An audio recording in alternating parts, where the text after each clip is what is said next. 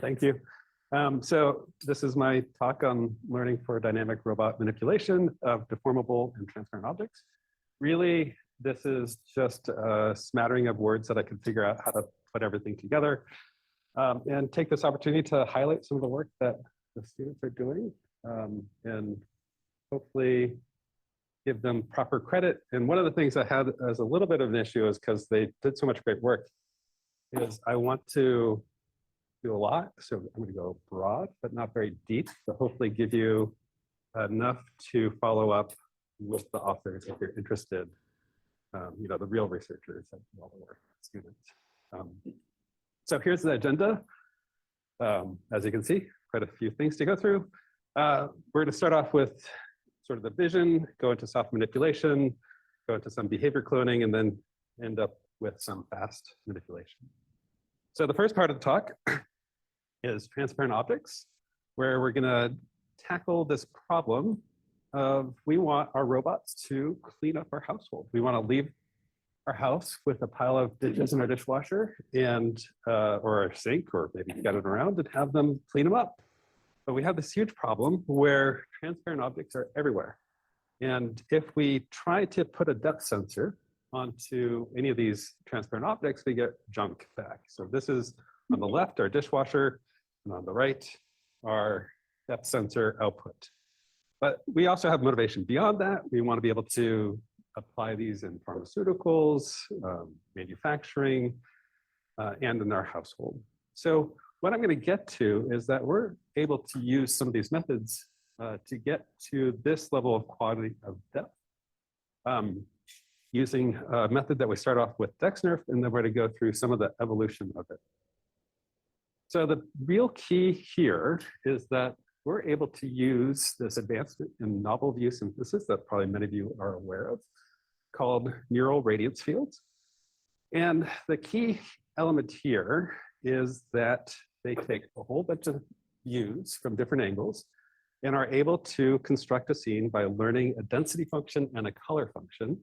And one of the fascinating things that was a result of this is that this density function, which apparently I can't highlight with my mouse, that it learns sort of naturally represents transparency, and we're able to exploit it for manipulation.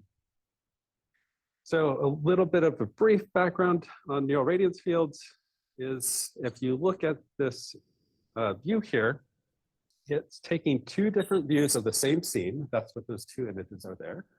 And it's projecting a ray through them. And on the ray that starts on the left, we'll call it ray 1, it experiences or learns this density function that goes over the ray and bumps up just once. For ray 2, it learns a density function that looks like that. So we can naturally get some geometry out of it, but how does this apply to transparent objects is actually rather fascinating.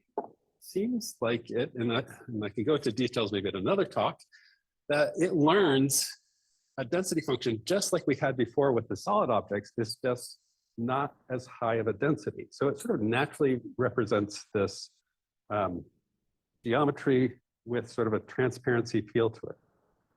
In order to turn this into depth that we can use, we just do a relatively straightforward trick of just thresholding when we find the density exceeds some threshold.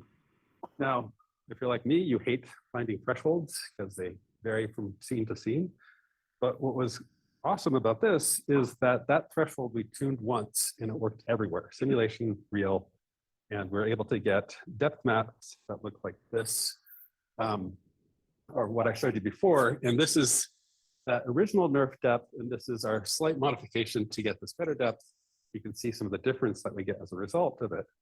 So to put this into a manipulation pipeline, the way we proposed doing it was to do some data collection on the scene, take a whole bunch of views of the scene from different angles, do some NeRF training to get our density map, then render it into a depth map. Now, the nice thing about this is because it's novel view synthesis, we can render any view we want. So we just rendered a view that a pre-trained grass planner could use, in this case, DexNet. And then we execute a grass, and it computes it. So here's an example that we had from our experiments where we would take a photo neo-foxy camera and try to get depth on it. It produced really junk depth. Again, really awesome camera, but it couldn't get the depth for us. When we run it through DexNet and DexNeRF, we get a really good grasp, and the robot can execute it. We can even apply it to scenes with lots of objects and get a grasp from clutter. So there was one problem with this. If you're around for the early days of NeRF, you might recognize it right away, is that first part took 2 hours to train. So we had this nice thing where the robot would look around and then sit there for 2 hours and then do a really good grasp. So we spent some time speeding it up. Now, one thing that happened in the meantime is the great researchers in the CD community came up with instant NGP, which reduced the compute time significantly, but we still had some problems. It was not near real time. So in this work, what we decided to do was to investigate, could we have a robot with an attached camera scan the scene, and as soon as it finds enough density of the object, it's continuously training and updating the data set it trains NeRF with, could it keep training until it has enough confidence that it could do a grasp and then execute it? So here you can see the evolution of the NeRF depth map on the top as it scans. Finally, it's got a good enough grasp heat map and it executes a grasp. Now there's a bunch of things that we did to speed this up, but one of the things that's really nice about the way NeRF works is that when you remove an object from the scene, you can keep around the original depths, the original density, the original learned function, and the gradients will make that object disappear relatively quickly. You just have to show it the new data set and things will start to disappear. What we had as a bit of an open issue though, is if you add objects or move objects, NeRF really doesn't work well. The problem is that density becomes 0 and there's no gradient to get new objects to the scene. You just have to, it's almost always faster to train from scratch. Which we then transitioned as motivation for our what we called Residual NeRF. This was done by Bart and Yuman and Siheng, all here at CMU. And the idea with Residual NeRF is that in many scenarios, like your household or kitchen, you're going to have a scene that you know what the clean state looks like, or what the nominal state looks like. And so you can scan it. You can build up a NeRF for it. And that will be what we'll call our background NeRF. Then, with some modifications to the algorithm, you can then train a Residual NeRF that just learns the difference.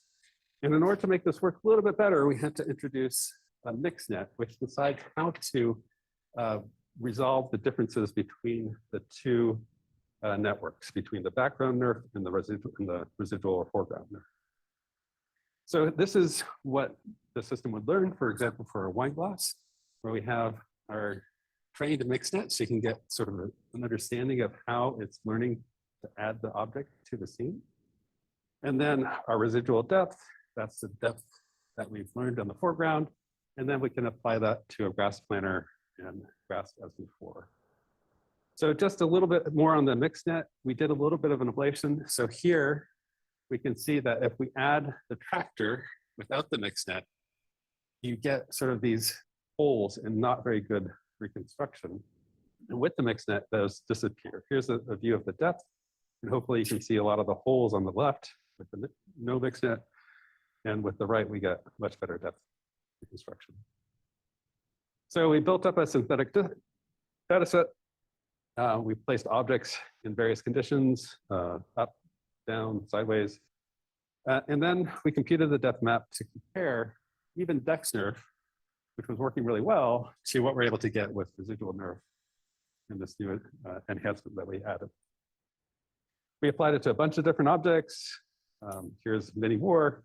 And the net result is that we're able to get much better quality depth and much better grasp quality as well.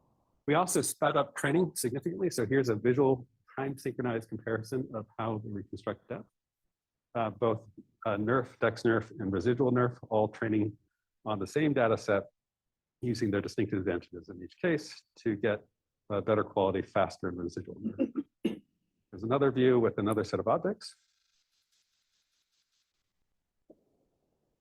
And then, of course, we have to try it out and make sure it can actually execute that grasp. And here is actually a comparison that we have where Dex NeRF and residual NeRF, where residual NeRF shows a distinct advantage over Dex NeRF. And here's a kind of fun one because I personally cannot see the glass that well until it picks it up, but residual NeRF has no problems. So if you've been following this space, you'll realize that there's a significant advancement since NeRF and instant NGP called Gaussian splatting, which led us to explore, can we use Gaussian splatting for transparent object detection? And here's the students that worked on it. And just as a bit of a preliminary, so Gaussian splatting is a new way of doing novel view synthesis, where the key difference before we had NeRF, it was learning a density function and you queried it and rendered rays. This time it's learning the positions of Gaussians in space. And each Gaussian has a set of colors, a location, a mean, covariance, and so forth that you send through a differential rasterizer and essentially adapt and update your Gaussian model. The nice thing about Gaussian splatting is that it gives you a more explicit representation, more like a point cloud of your scene. So there's some other nice things that they did in Gaussian splatting. There also have been advances with things like depth anything, which are able to compute monocular depth. And we also wanted to compare to just Gaussian splatting 3DGS on its own without any advancements. And just as a little bit of an interesting aside, when searching around, I found this really awesome work that was able to produce these high quality images, novel view synthesis using Gaussian splatting methods. And you can see that transparent objects look like they're there, but if you render the Gaussians in a different way, you can see that they're not there. It is learning transparency, and that's not really graspable. So here's a zoom in on that, no Gaussians on the glass. So clear splatting, we went sort of the similar route as before with residual NeRF. We generated our clear splats we generated our photos of our static background. We learned 3D Gaussian splatting for it. We then added the object and took photos of the space again with the new scene, and then learned the residual splats and produced depth. And just looking at sort of a comparison of the quality, you can see that we have our ground truth scene, then each column is a different baseline. Clear splatting is on the right, and then each row is a different object. And hopefully you can see sort of a visual high quality difference between what we're getting out of them. And thus, just numerically, we see that clear splatting outperforms all of them from all views and does even better in most cases in the top-down view, which is what we were using for computing our graphs. So the other aspect we looked at here was, could we train faster using this residual splats concept? And the answer is yes. And we're able to get graphs in high quality graphs and high quality reconstruction much faster with the clear splatting. So in the next part of the whirlwind tour, we started to take this idea of, can we use Gaussian splatting for another hard or difficult thing to do in manipulation, and that is deal with deformable objects. One of the big problems with deformable objects is that they are infinite dimensional state spaces. They have lots of occlusions, self-occlusions. They're hard to understand the dynamics for. There's really no good simulator that accounts for all the effects that dynamic manipulation of cloth will experience. And in particular, if you look at a case like this, from some previous work that we did, there's really a lot going on here, and just trying to track that is going to be difficult without some advancement. So this is where we went for what we call deformed GS, or deformed Gaussian splatting. The same idea before, we used multiple cameras to collect a scene of objects. Here we did in simulation. And we watch an object, a deformable object, move through space and try to track it. Now, one of the appealing things about using a whole bunch of cameras to track these objects is that one of the appeals of using a whole bunch of cameras is that there is fewer occlusions that you have to worry about. So obviously from this single side view, we can't see what's going on the back, but if we're trying to learn the dynamics of cloth, if we've got more cameras, we can have fewer occlusions. So as a little bit of a preliminary, we're not the first to explore how to deform Gaussian splats over time. There was this great work, deformable Gaussian splatting, and what they did, and a few other works did, it was essentially learn some way to deform objects to add a time element to the Gaussians over time. So there are, however, problems that doesn't give you tracking, that gives you novel view synthesis that deforms over time. What we really wanted was tracking. And to address those limitations, we added a few enhancements with Deform.js. In particular, we started looking at, or we ended up looking at adding a dynamic static split between the scene. So we could track which part of the Gaussians we actually need to learn. And one of the advantages there as well was it sped up training because we have to track far fewer Gaussians. The next thing we added was modeling shadows as scalars and not as deformations. And this really highlights one of the problems with the 4D Gaussian splatting work, where it's just tracking motion. One of the problems is that without dealing with objects, shadows as though they are shadows, they might track as Gaussians moving through space, and we didn't want that. Another, or the final thing that we did was we added some loss regularization terms based upon physical inspired terms. So we have a momentum-based regularization, essentially the idea that Gaussians for an object that we're tracking aren't going to instantaneously accelerate. And we have an isometry loss, which tries to keep nearby Gaussians connected. So for experiments here, we used synthetic data set. We generated a new synthetic data set, and the people over in Hausu's lab had come out with a Robo 360 data set, which they were generous enough to let us get some early data on.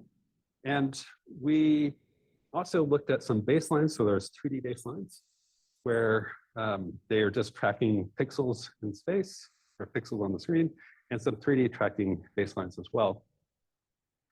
So here's our synthetic data set, and you can already see some of the tracks that we're getting. And then in evaluation, here's our first sort of look at what our baselines look like. So the ground truth, because this is a synthetic data set, we know the ground truth, we can show the errors. And those red lines up there show the difference between the predicted track and the ground truth track. And you can see that with Deform.js, we've got sort of visually way fewer Gaussian, visually way fewer errors in our tracks.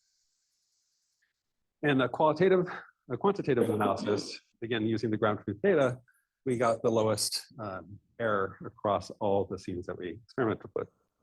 In the real world evaluation, we don't have the ground truth, so we can't really compare quantitatively. So instead, we look at qualitatively. We can see the difference between 4D-GS, one of our baselines, which inspired this work, and Deform.js, which has much smoother tracks that represent that motion that you might imagine on the duvet and on the cloth from the Robo 360 data set. And then finally, we're able to put it together and create a cloth digital twin using this approach. And here's the Robo 360 data set, and here is the tracking that we're able to get from that data set. So there are some limitations in potential for future work as a result.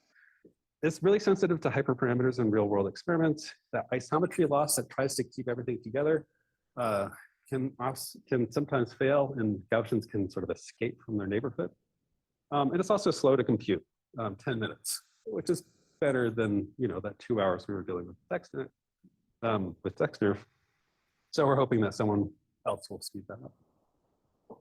So in some future and ongoing work, in current work, which I'm about to dive into a little bit, we want to start using this in manipulation, and we have data-driven priors as one idea. So can we use a data-driven prior to help us inform how the object's going to move or change over time?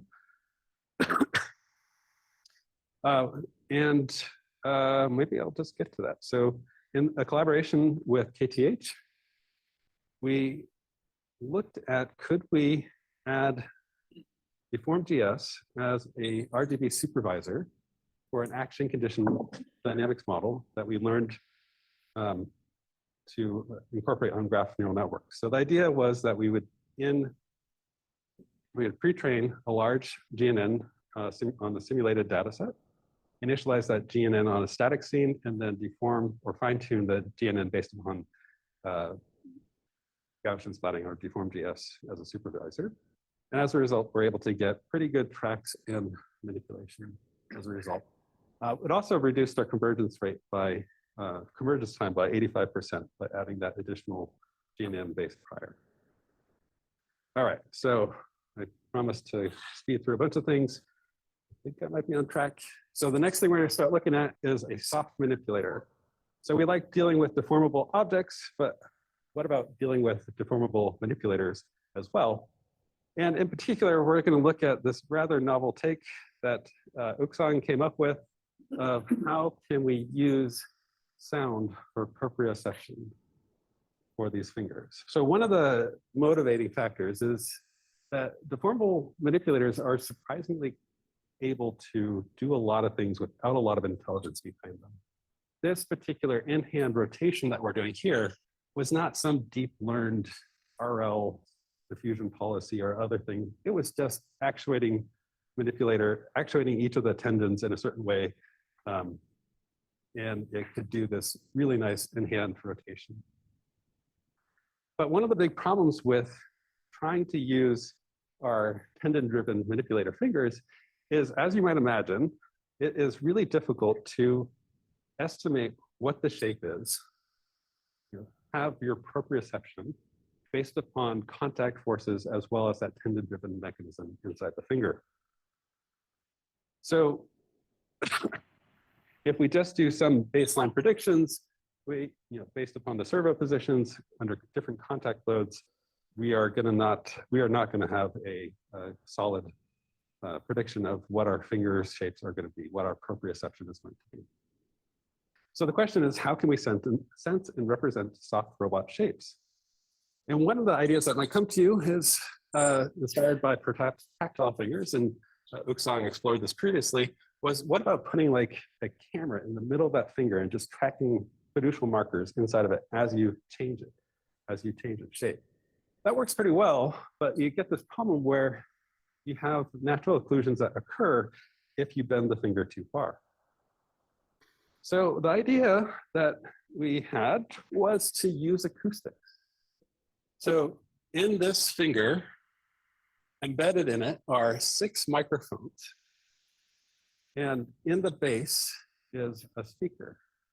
So the idea is, could we learn about how that manipulation affects the generated sound from the speaker traveling through the medium of the soft finger to the microphones?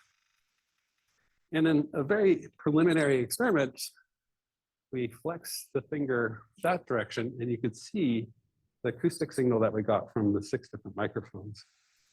If we bent it another way, then you can see that we got a different pattern. So the next idea was, how do we convert that into a complete model of estimating the shape from those acoustic signals? So we have 3 different versions of how to do this. I'm going to do a whirlwind tour of a few of them and go into a little bit more detail on one of them. So one idea is just sample a lot, train a lot, generate data from external depth camera and the sound predicted sound, the sound and the prediction shape, and just do a k nearest neighbors. Another one is to use extension of deep sorrow and apply it to acoustics.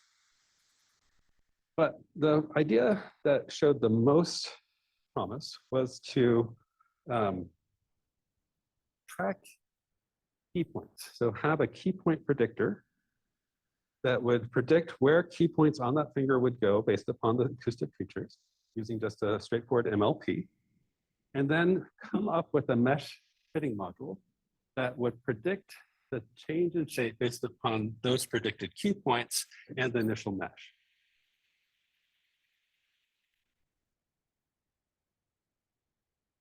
So the one thing that we had to add to this was regularization based upon as rigid as possible. And without going into details of it, we can just see how that regularization works to fix some of these problems that we got with bending. So this is without the regularization parameter. And then you can see that tiny, tiny lambda up there is increasing strengths on the regularizer based upon the as rigid as possible regularizer. So here's our experimental setup in real. We collected a bunch of data. That's that camera that I really love, the one that can't get transparent objects, but does awesome job on collecting these data sets. And you can see some of the different sort of visual results that we get from the baselines. And finally, some of the results that we get numerically. Again, O does surprisingly well. These errors are in millimeters. I think we could get it better with sort of additional thought on how we want to place things, maybe different sound signals and so forth. And as a little case study, we looked to see, could we get the acoustic feedback into a control loop to get to a desired shape? And the answer was, as you can see here, yes. So there's our goal shape, there's our predicted shape, and all right, moving forward. So the soft manipulator has another distinct advantage, and this is kind of a nice direction that we're just starting off on, where if you have a soft finger, one of the advantages is that it is automatically compliant, and you can start to think about doing contact with humans safely. So in this work, we started exploring some of the baseline work that we needed to do, which was make that contact estimation work with humans that we just showed you, that proprioception work with humans. One of the things I have not done, I asked Ichnowski to put together a slide for this, and then I deleted the slide because it was showing or giving you an audio feel for the audio signal it generates for that proprioception. It was very annoying. So we do not want that against the human head. So we started looking at, could we get that same signal from just a nearby RGBD camera attached to the servo, attached to the end effector. So we showed a few preliminary explorations. Here's obviously something that you don't want to do is grasp the head with a rigid manipulator. When we do it with a soft manipulator, we get a far lower force feedback signal from that base. I guess I should have set that up first. There's a force torque sensor that we put at the bottom of the head to measure how much force torque we were getting from the different manipulators. We also looked at head padding, similar results. We look at these as sort of precursors to how to build a full hair care system based upon these fingers for soft robots and safely work with humans. The other thing we did in this work is because we've got all this great contact information that we're able to get out of essentially following the same pipeline of key points predicted, sending it to the as rigid as possible regularizer. At this time, the key points come from the depth. We can start estimating the surface underneath the occlusion caused by the hair. We can also do that for contact estimation through occlusion and recover the geometry, in this case known, of the 3D printed arm under pressure.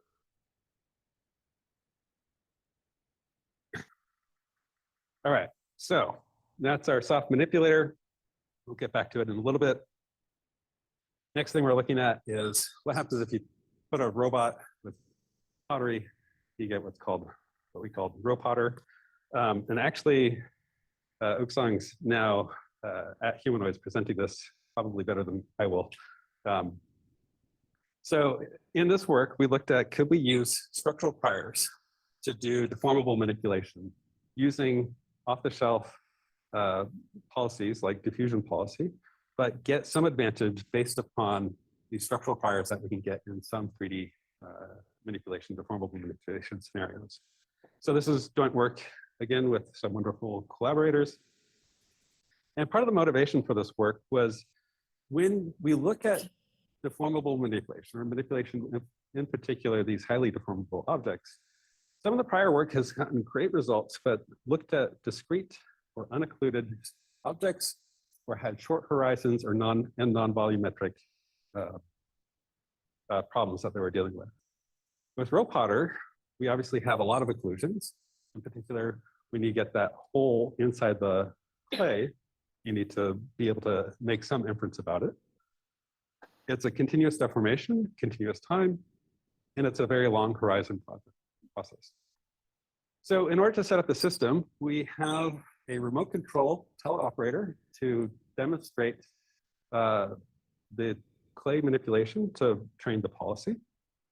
Here's our orientation control. Here's our position control with our Xbox controller.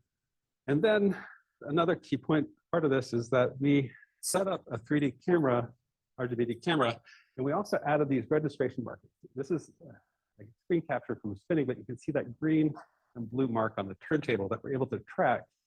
And then as it spins, we can build up a point cloud of the entire object as we're manipulating it. So we did demonstrations for 2 different bowl types, a wide bowl and a tall bowl. And in each demo, we manipulated the clay procedurally until the overall dimensions matched a bowl of a desired shape. And each of these we demonstrated 40 times with the 2 different bowl types. And then we trained our policy. So we used a 3D baseline Gaussian splatting model, sorry, a diffusion-based model. Here's Robotic with one version of modeling and Robotic with a mesh-based version of modeling it using these priors that we can get for clay. And in evaluation, we're able to get a 44% lower shape error using 2 different metrics. So some of the key takeaways from this were that we were able to leverage structural priors, in particular the symmetry of the object, to significantly reduce the dimensionality of the state representation. And we found some good behavior cloning pipelines to represent clay for shaping, clay shaping. And using these priors and representations, we're able to outperform the state-of-the-art baselines significantly. Okay, so moving forward to another behavior cloning direction, we looked at how can we use Koopman operators for vision and vision-based manipulation. And this is great work led by Hongyi, Avril here as well, in collaboration with Chung Lu and Harish and Yunhai, and I'm going to mispronounce his name, so I'll let you read it. So one of the motivations for this is that state-of-the-art Koopman-based manipulation has a problem where it really needs these ground truth states. So in order to learn how to do this highly dexterous manipulation of just opening a door, it needs to know ground truth state, like where that handle is, where the door is, and so forth. With the proposed method that we have here, still love Hongyi's name for it, Coral, which it appeared at Coral. It learns both the dynamic model and task relevant features without label, just through demonstrations. So in Coral, the proposed method is that a human operator demonstrates the robot behavior, and the robot uses vision to learn to follow the behavior. And over the course of multiple demonstrations with varying conditions, like you might find when trying to operate in different environments, Coral learns the controller, and Coral simultaneously learns visual features relevant to the policy. So here we have a few examples. So this was in simulation using the Adroit simulator, where these are 2 different task rollouts, and here's another one where we're showing the features through a heat map of what it learned through the demonstrations. Here's another example. This time it's a relocation, so the robot's being trained to move an object to a desired location. That location can move. And you can see that the task, that Coral is able to pick up that task relevant feature and strongly highlight that that target location is important. Here's a reorientation task where the object up there is what is in the state that the robot is trying to reorient into. So one of the surprising advantages of this is that it works really well in real world. So here we have a toy example, literal toy example, where it's moving a toy to a target location, which is represented by that square. And over the course of multiple demonstrations, Coral learns to pick up that square, the blue square, is an important feature that it needs to use in its task folder. So here's another real world example where through the course of training, Coral learned where important features on that tea kettle are in order to pick it up. Let's see, there's one more, but just moving forward. Some of the training results is that Coral trains quickly and performs well with as few as 20 demonstrations. These are some of the training curves that just show that it converges relatively quickly. When we compare to some baselines in the real world and simulated rollouts, we have NDP and diffusion policy as baselines, and Coral, the proposed method, outperforms them both. And the other thing that we get from this is that, as we can see in some of these, that as we get more demonstrations, going from 20 demonstrations to 50 demonstrations on the pickup task, our performance improves. Similarly with the insertion task, the relocation task was already performing well enough with 20. All right, now we're getting back to some fast dynamic manipulation. So in these two remaining sections, we're going to talk about fast manipulation and pen spinning. So in the fast manipulation, which we call fast, our motivation here is that we are looking at some of our prior work where we're able to rapidly transport objects, paying attention to their dynamic properties, for example, not spilling that glass of wine on the nice white sheet. But we were motivated into looking at how do we move from this really fixed craft to a non-prehensile transportation of an object on a platter. And so there's some strong motivations for this. One, it's much cheaper than any other gripper that we can find. That's $1 of acrylic at most. It handles hard to grasp objects easily. So there's a data set that we looked at called the EGAD data set, which has these really difficult to grasp objects. We just put them on the platter. We can transport multiple objects simultaneously. We can avoid some computations that you need for rigid grasp. And it requires minimal end effector actuation, if any.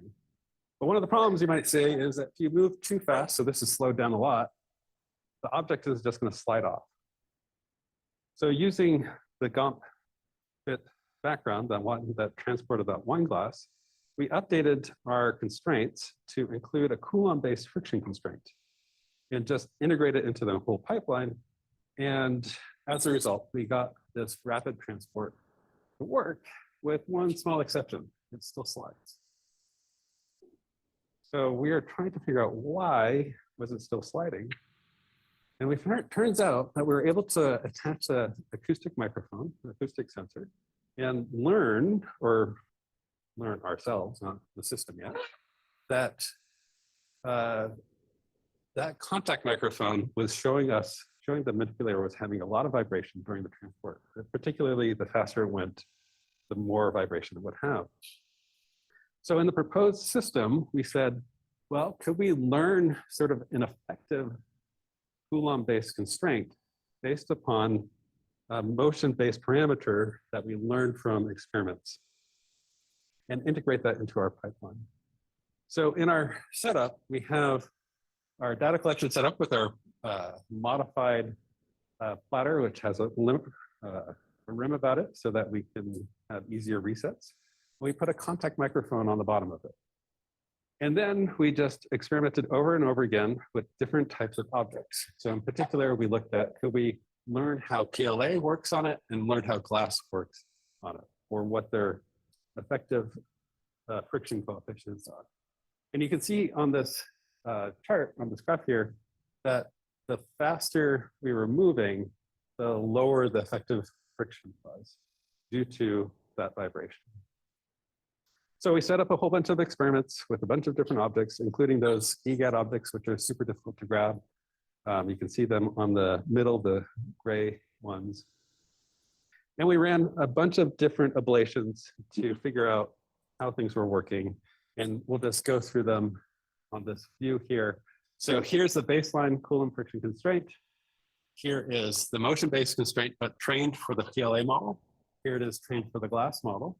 And this object is PLA. And then our two ablation studies, which I'm going to skip over the details of in the interest of time. So we can see that the displacement is reduced significantly with these trained models. Here we apply it to that difficult to grasp object, the EGAT object. And again, our displacement is significantly reduced. Here is the small glass container. And just because it's glass, we did not test one of the ablation studies where the glass would shatter and get everywhere. A few more objects, this time a metal object. So we didn't train on its model. We didn't train a model for the metal. We just had the PLA and glass models working on it. Here's a flat object, another flat object. Here's multiple objects being transported at once. Multiple coins being transported at once, and 5 small glass containers being transported at once. We also tried a few objects that didn't match sort of our assumptions about the friction model, including a sponge on 2 sides of it. And overall, we can see that the displacement is significantly reduced based upon this learned model of friction using that attached acoustic sensor. So I'm going to wrap this up with pen spinning. So why would you ever want to spin a pen? Robots get bored.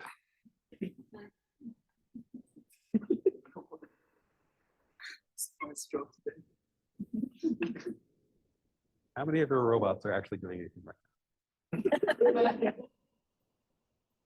So there are some real motivations.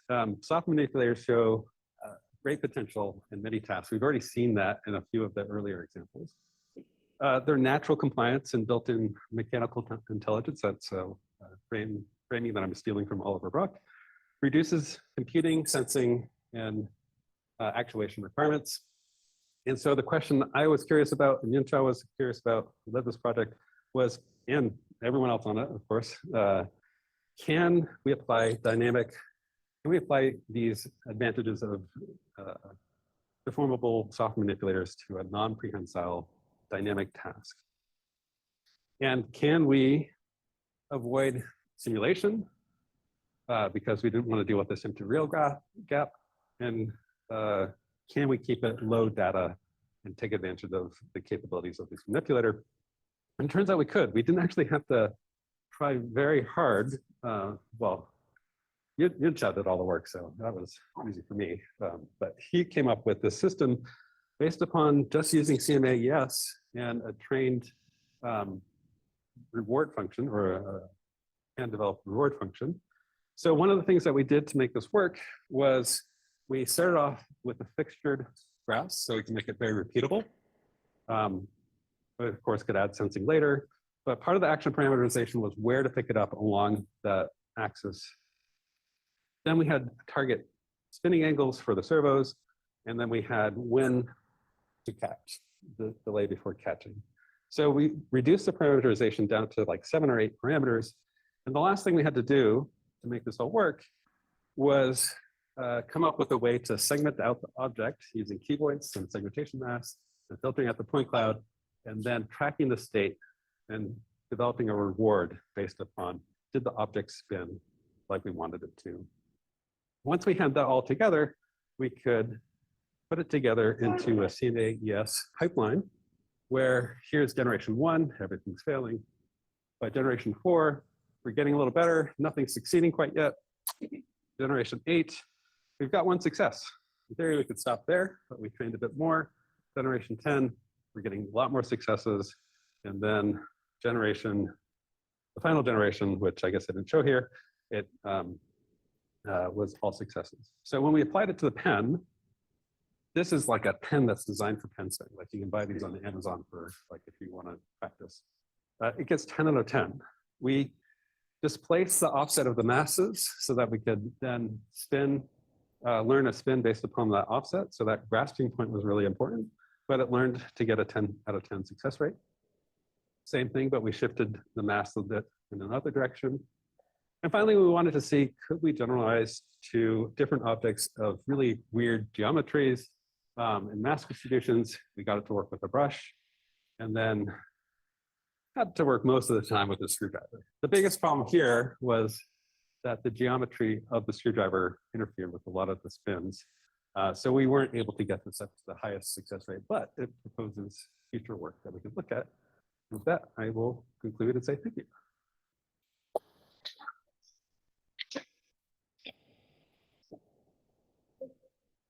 We have time for questions.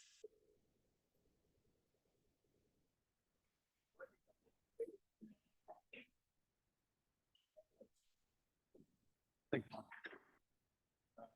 Kind of, when I think about how I would do like ISP and things, so much of it involves like tactile sensing. Mhm.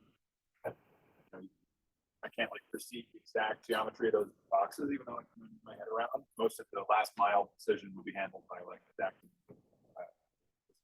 Yeah. How do you see like I know, and I understand like part of the reason why many people don't do like the sensors just like kind of aren't there yet in terms of control. What do you see the role of this kind of like very high mind-grained visual perception of like hard to perceive in the future, like as tactile sensors become like better, more understood, and like do you see a role for this level of visual perception, like in Congo? Where do you see? I don't know. So that's an interesting question. So I don't know if everyone heard, but sort of the summary of it is, does tactile basically pose a threat to the use of? Or like, how could this stuff complement? So one of the premises of a lot of this multi-view sensing work is that cameras are cheap. And when we think about it in contrast to tactile, we could say that tactile is going to get cheaper and cheaper, probably will. But right now, tactile has this problem of wearing out over time. Cameras don't, right? So in the end, it could be a question of just application-specific stuff. Like you're not going to have a ton of cameras in a household. It'd be weird. But in a manufacturing setting or industrial setting, you might have a lot of cameras. So I think that's maybe where I would see a big difference. Are there applications where like this kind of thing would shine before? Well, so I'm sure if shining is transparent. So I think one of the things that we find with all this multi-view camera stuff is that we really need to get the calibration worked out. And some of the times, by using these multi-view systems, we can actually get calibration sort of automatically from it, because just regressing the right parameters will give you better position of your cameras. So that in theory would give you better location of your objects, very high precision location of your objects. So I think that's one place that it can start to shine a little bit more than perhaps like a stereo system, where you would need to have calibration maintained throughout operation. Yeah, also thank you very much. Great talk. I am curious on your philosophical take on the following. A lot of your work focuses on really high quality, especially when I think about interactions, probably some like Yeah. But what argues that I could optimize my representation of it as a result with the actual So what's your take on a couple of this? Specifically, like, So I really like this question. One of the things that, okay, I got a really fun question for the that deformable tracking when we showed the digital twin of the claw. And the question was phrased as, isn't that a little bit OCD? And I think, you know, my thought process here is that we're able to do this, and maybe from that we're able to develop better dynamic models that we can train offline and use in the real world. So this approach of essentially training dynamics models and so forth with high fidelity data that would then make our online representations maybe have to do a residual thing or something like that to make it work better. That said, some of the work here, like in particular this one, learns the representation simultaneously. But there's still, I mean, it's not perfect. It's doing a pretty amazing job for how much data we're giving that. But you know, could there be some combination to make it work better? I think those are questions that I'm interested in. So I guess philosophically, I look at all these different things as tools, and I'm still trying to find the right tool for the job. Yeah, I guess just following up on that question, this is like a philosophical debate which is also going on right now, that there's been a type of models, right, vision language. Just collect lots and lots of bad data, either through teleop or through simulation, and then try to replicate the action policies, or move to this approach, which is much more explicit. So maybe like you can just bridge that gap with explicit representation, like 3D. So that I'm just like following up on that part. Maybe that one way to say is it's much more cheaper, much more efficient to scale to the robotic tasks using this way. Is that the right way to frame it? Wait, so are you saying it's by having a really good representation? Like By having a really good representation, if I'm not wrong with that glass thing, you were still using some sort of classical control to just pick or like choose that point. On the other hand, if you have a PLA style of approach, you don't explicitly do any of these things. You just, with lots and lots of data, you just do that. But that's the explanatory factor as well, that if we have certain things like robotic surgeries, you really want to rely on PLA? Or do you want something which is much more explicit like this, and then be sure that if you are executing something, you are not just killing something? Yeah, I mean, those are great points. I think, so for some of the vision stuff, like this work in particular, we're able to not have to learn about or do anything with the grasp modeling. So we're able to take an off-the-shelf grasp planner, pre-trained, download it from the internet, and just give it a new view and use it. So, I guess your part is perception part, right? Right. Yeah, you're mainly focusing on perfecting perception. For the transparent object detection, well, I mean, we've got other approaches, but that sort of, you know, explainability, as you mentioned, is one thing, but this other ability to just take a sort of decoupled approach to thing and you know, put together different modules is really appealing as well. But you know, maybe that's not the right way in the long run. We'll see. For like critical things, I don't know how. I mean, this is like that's what I said, right? This is a philosophical debate which we can do. Oh yeah. A lot of research is like the full structure that you're building into how you're incorporating the data in some form. You think that's a general trade-off between some form that are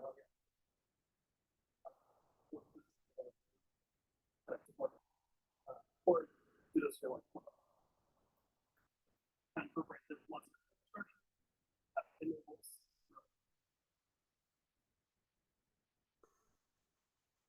I think I have an answer for your question, but I'm not sure it's your question that I'm answering.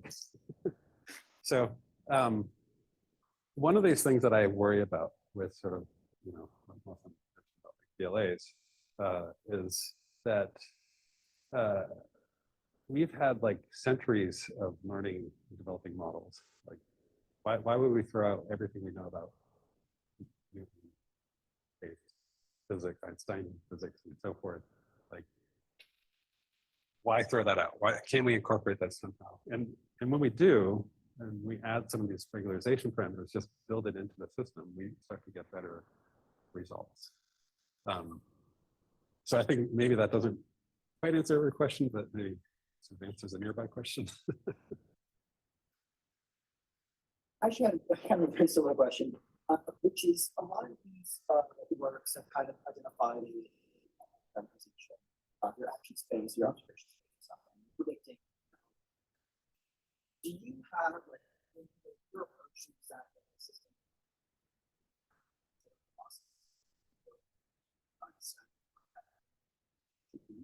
How do you decide if these are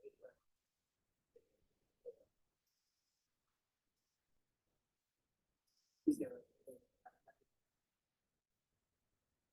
Interesting. So I'm sort of imagining a flow chart, decision tree, and so forth. But maybe I can use this pen spinning as an example. So the original thought process on the pen spinning was, could we learn from a human demonstration? But then we sort of like worked through a bunch of hurdles. And as we're working through it, we're all spinning pens and getting better at it and learning how to do the system. And then we came up with the question, well, it's really hard to get a good, robust manipulator that we can maintain, dexterous manipulator that we can maintain. So we had in-house expertise on these fingers, so we said, well, could we actually do it? Like is it actually possible? Because I think until we did this, we didn't know it was possible. And so this exploration, I would say, is just sort of the beginning of that effort. And right now we're like, okay, it's possible. And it's actually not that hard to train. I mean, it takes a lot of in-house time, but training it to spin was like 2 hours at this time. And we compare that to like some systems that are out there that like train dexterous manipulation, and they take weeks of multiple GPUs. So I think we're just starting with. I think there's probably more answers to your question than that, but this is maybe a good maybe we can chat about it too. Sure. Thank you so much. Yeah.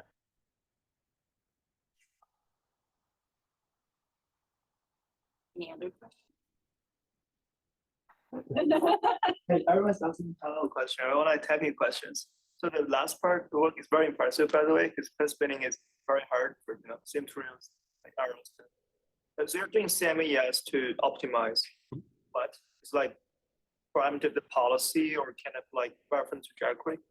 So What is output of the CMES procedure? So the CMAES, so we have those 4 parameters that define the action. So it's searching for 8 parameters. And we tried some ablations on which parameters we actually need. We could probably reduce it more. But the key point that sort of brought it all together was we had a way to tell CMAES how well it was doing. So this particular pipeline was set up so if you actually look at the physical setup, we've got the robot that picks up the pen from the fixture, tries to spin, and this camera sitting there watching it.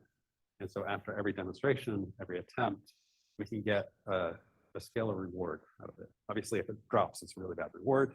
But then we try to get essentially a dense representation of like better spins look better, worse spins look worse. So matching to some like reference memory spin.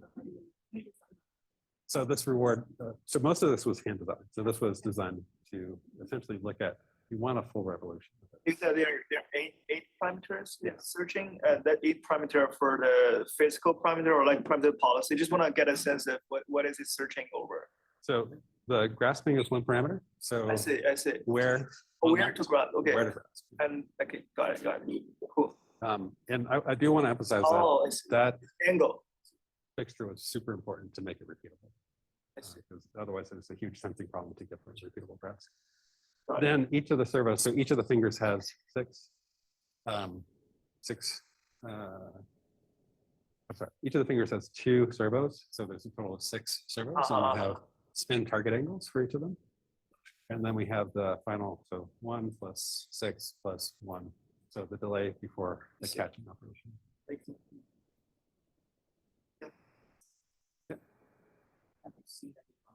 questions are like working on yourself, like any methods that try and bridge the gap between the gap, like kind of the generality gap between the like really also representative of these models and the representations you build, and maybe like the kind of desire for more engineering data driven stuff. Like I just think I'm so like I think that started to kind of bridge the gap.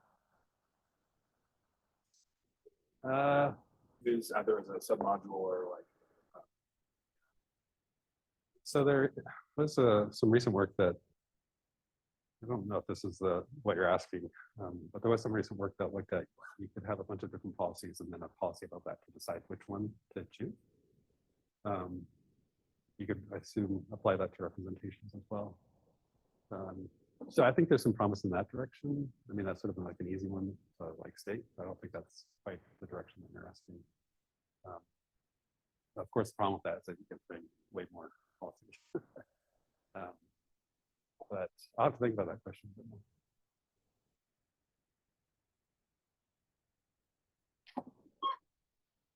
Well, I think it's time to thank Jeff once more. Thank you very much for the great